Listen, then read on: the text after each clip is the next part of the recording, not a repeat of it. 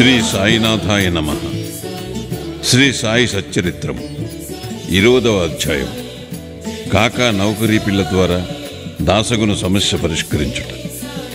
ఈ అధ్యాయములో దాసగనుకు కలిగిన ఒక సమస్యను కాకాసాహెబ్ ఇంటిలోని పనిపిల్ల ఎట్లు పరిష్కరించెనో హేమాడ్ పంతు చెప్పాను. మౌలికముగా సాయి నిరాకారుడు, భక్తుల కొరకు ఆకారమును ధరించాను. ఈ మహా జగన్నాటకమునందు మాయను నటి సాయముతో వారు నటుని పాత్ర ధరించారు. సాయిని స్మరించి ధ్యానింతముగాక. షిరిడీకి పోయి అచ్చట మధ్యాహ్న హారతి పిమ్మట జరుగు కార్యక్రమమును జాగ్రత్తగా గమనింతము. హారతి అయిన పిమ్మట సాయి మసీదు బయటకు వచ్చి గోడ ప్రక్కన నిలిచి ప్రేమతోనూ దయతోనూ భక్తులకు ఊదీ ప్రసాదమును పంచిపెట్టుచుండెరి. భక్తులు కూడా సమానమైన ఉత్సాహముతో వారి సమక్షమున నిలిచి వారి పాదములకు నమస్కరించి వారి వైపు చూచుచూ ఊదీ ప్రసాదము జల్లు అనుభవించుచుండెరి. బాబా భక్తుల చేతులలో పిడికిళ్లతో ఊదీ పోయిచు వారి నుదుటిపై తమ చేతులతో ఊదీ బొట్టు పెట్టుచుండెరి. వారి హృదయమున భక్తుల ఎడ అమితమైన ప్రేమ. బాబా భక్తులను ఈ క్రింది విధముగా పలుకరించుచుండెరి. అన్నా, మధ్యాహ్న భోజనమునకు పొమ్ము. బాబా, నీ బసకు పో. బాపు, భోజనము చేయుము. ఈ విధముగా ప్రతి భక్తుని పలకరించి ఇంటికి సాగనంపుచుండెరి. ఇప్పటికీ అది ఎంతయూ ఊహించుకున్నచో ఆ దృశ్యములను తిరిగి చూచినంత ఆనందము కలుగును. మనోపలకమున సాయిని నిలిపి వారిని ఆపాతమస్తకము ధ్యానింతుము. వారి పాదములపై పడి సగౌరవముగా ప్రేమతో వినయముగా సాష్టాంగ నమస్కారమునర్చుచు ఈ అధ్యాయములోని కథను చెప్పేదను. ఈశా వాస్యోపనిషత్తు. ఒకప్పుడు దాసగను ఈశా వాస్యోపనిషత్తుపై మరాఠీ భాషలో వ్యాఖ్య వ్రాయుటకు మొదలెడెను. మొట్టమొదట ఈ ఉపనిషత్తు గూర్చి క్లుప్తముగా చెప్పెదము. వేద సంహితలోని మంత్రములు గల దగుటిచే దీనిని మంత్రోపనిషత్తు అని కూడా ఎందురు. ఇందులో యజుర్వేదములోని 40వ అధ్యాయముగు వాజిశనేయ సంహిత యుండుటచే దీనికి వాజిశనేయ సంహితోపనిషత్తు అని కూడా పేరు. వైదిక సంహితలుండుటచే దీనిని ఇతర ఉపనిషత్తుల కన్నా శ్రేష్టమని భావించెదరు. దీనికి ఒక ఉదాహరణము, ఉపనిషత్తులన్నిటిలో పెద్దదియగు బృహదారణ్యకోపనిషత్తు ఈ ఈశావాస్యోపనిషత్తుపై వ్యాఖ్యయని పండితుడకు సాత్వలేకర్ గారు భావించుచున్నారు. ప్రొఫెసర్ రానడే గారు ఇట్లనుచున్నారు. ఈశావాస్యోపనిషత్తు మిక్కిలి చిన్నదైనప్పటికీ దానిలో అంతర్దృష్టిని కలిగించు అనేక అంశములున్నవి. 18 శ్లోకములలో ఆత్మగూర్చి విలువైన అపురూపమగు వర్ణన, అనేక ఆకర్షణలకు దుఃఖములకు తట్టుకుని స్థైర్యము గల ఆదర్శ యోగీశ్వరుని వర్ణన ఇందు ఉన్నవి. తరువాతి కాలమును సూత్రీకరింపబడిన కర్మయోగ సిద్ధాంతముల ప్రతిబింబమే ఈ ఉపనిషత్తు. తుదకు జ్ఞానమునకు కర్మలకు సమన్వయముగానున్న సంగతులు చెప్పబడినవి. జ్ఞానమార్గమును కర్మయోగమును సమన్వయము చేసి చెప్పుట ఈ ఉపనిషత్తులోని సారాంశము. ఇంకొక చోట వారిట్లనిది, ఈశా వాస్యోపనిషత్తులోని కవిత్వము నీతి, నిగూఢ తత్వము, వేదాంతముల మిశ్రమము. పై వర్ణనను బట్టి ఈ ఉపనిషత్తు మరాఠీ భాషలోనికి అనువాదము చేయుట ఎంత కష్టమో ఊహించవచ్చును. దాసగను దీనిని మరాఠీ ఓవీ ఛందములో వ్రాసెను. దానిలోని సారాంశమును గ్రహించలేకుండాటచే తాను వ్రాసిన దానితో అతడు తృప్తి చెందలేదు. అతడు కొందరు పండితులను అడిగెను, వారితో చర్చించెను. కానీ వారు సరైన సమాధానం ఇయ్యకుండెరి. కావున దాసగను కొంతవరకు వికలమనస్కుడయ్యను. సద్గురువే బోధించుటకు యోగ్యత సమర్థత గలవారు. ఈ ఉపనిషత్తు వేదముల యొక్క సారాంశము. ఇది ఆత్మ సాక్షాత్కారమునకు సంబంధించిన శాస్త్రము. ఇది జనన మరణములనే బంధములను తెగగొట్టు ఆయుధము లేదా కత్తి. ఇది మనకు మోక్షమును ప్రసాదించును. కనుక ఎవరైతే ఆత్మ సాక్షాత్కారము పొందియున్నారో అట్టివారే ఈ ఉపనిషత్తులోని అసలు సంగతులు చెప్పగలరని అతడు భావించెను. ఎవరునూ దీనికి తగిన సమాధానమునివ్వనప్పుడు దాసగను సాయిబాబా సలహా పొంద నిశ్చయించుకొనెను. అవకాశము దొరకగానే షిరిడీకి పోయి సాయిబాబాను దర్శించి వారి పాదములకు నమస్కరించి ఈశావాస్యోపనిషత్తును అర్థము చేసుకున్నట్టులో తన కష్టములు చెప్పి సరైన అర్థమును బోధింపమని వేడుకొనెను. సాయిబాబా ఆశీర్వదించి ఇట్లనెను, తొందరపడవద్దు. ఆ విషయములో ఎట్టి కష్టమూ లేదు. తిరుగు ప్రయాణములో విలేపార్లేలోని కాకాసాహెబు దీక్షితుని పనిపిల్ల నీ సందేహమును తీర్చును. అప్పుడు అక్కడ ఉన్నవారి మాటలు విని బాబా తమాషా చేయుచున్నారనుకొనిరి. భాషాజ్ఞానము లేని పనిపిల్ల ఈ విషయం ఎట్లు చెప్పగలదనిరి. కాని దాసగను అట్లనుకొనలేదు. బాబా పలుకులు బ్రహ్మవాక్కులనుకొనెను. కాకా యొక్క పనిపిల్ల బాబా మాటలందు పూర్తి విశ్వాసముంచి దాసగను షిరిడీ విడిచి విలేపార్లే చేరి కాకాసాహెబ్ దీక్షిత్ ఇంట్లో బస చేశాను. ఆ మరుసటి దినం ఉదయం దాసగను నిద్ర నుంచి లేవగానే ఒక పేదపిల్ల చక్కని పాటను మిక్కిలి మనోహరముగా పాడుచుండెను.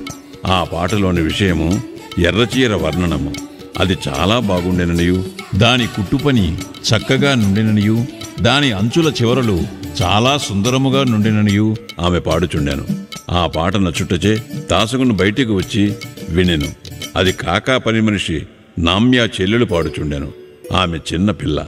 ఆమె చింకుగుడ్డ కట్టుకొని పాత్రలు తోముచుండెను.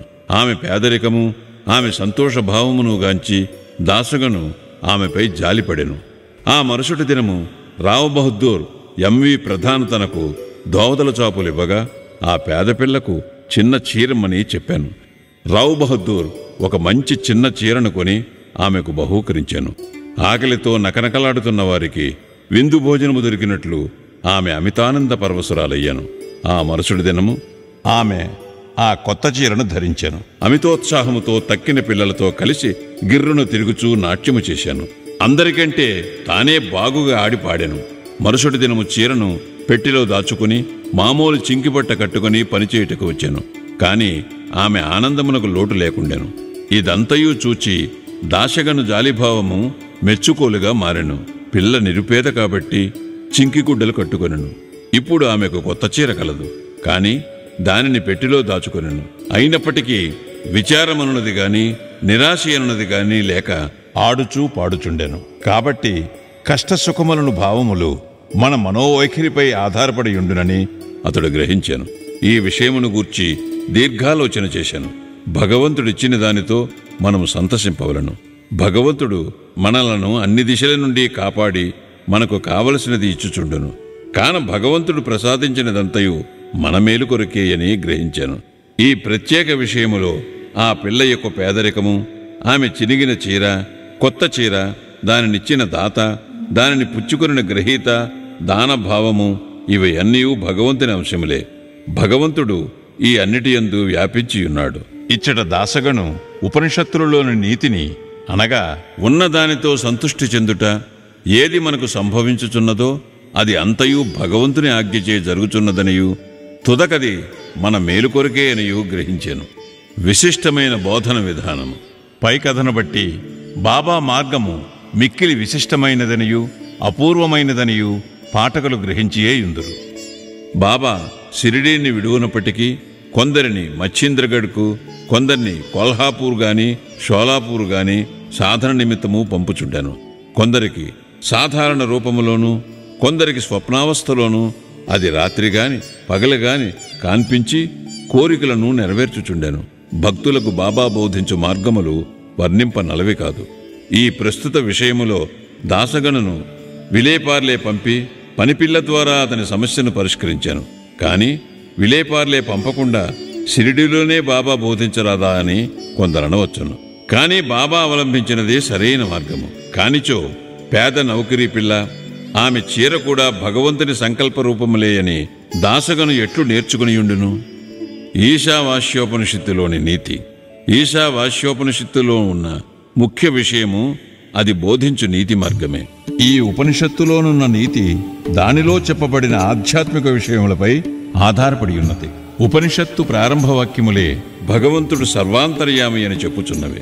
దీనిని బట్టి మనము గ్రహించవలసినదేమనా, మానవుడు భగవంతుడిచ్చిన దానితో సంతృష్టి చెందవలను. ఏలయన భగవంతుడు అన్నిటియందు గలడు. కావున భగవంతుడు ఏది ఇచ్చెనో అది ఎల్లా తన మేలు కొరకే అని గ్రహించవలను. దీనిని బట్టి ఇతరుల సొత్తుకై ఆశింపరాదనియు, ఉన్నదానితో సంతృష్టి చెందవలననియు, భగవంతుడు మన మేలు కొరకే దానిని ఇచ్చియున్నాడనియు, కావున అది మనకు మేలు కలుగజేయుననియు గ్రహించవలను. ఇందులోని ఇంకొక నీతి ఏమనా, మనుష్యుడెల్లప్పుడూ ఏదో తనకు విధింపబడిన కర్మను చేయుచునే ఉండవలను. శాస్త్రములో చెప్పిన కర్మలు నెరవేర్చవలను. భగవంతుని ఆజ్ఞానుసారము నెరవేర్చుట మేలు. ఈ ఉపనిషత్తు ప్రకారము కర్మ చేయకుండా నుండుట ఆత్మనాశనమునకు కారణము. మానవుడు శాస్త్రములో విధించబడిన కర్మలు నెరవేర్చుట వలన నైష్కర్మ్యాదర్శము పొందును. ఏ మానవుడు సమస్త జీవరాశిని ఆత్మలో చూచునో, ఆత్మ అన్నిటియందు ఉండునట్లు చూచునో, వేయేల సమస్త జీవరాశియు సకల వస్తువులు ఆత్మగా భావించును.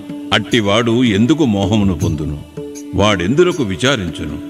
అన్ని వస్తువులలో ఆత్మను చూడకపోవుటచే మనకు మోహము, అసహ్యము, విచారము కలుగుచున్నవి.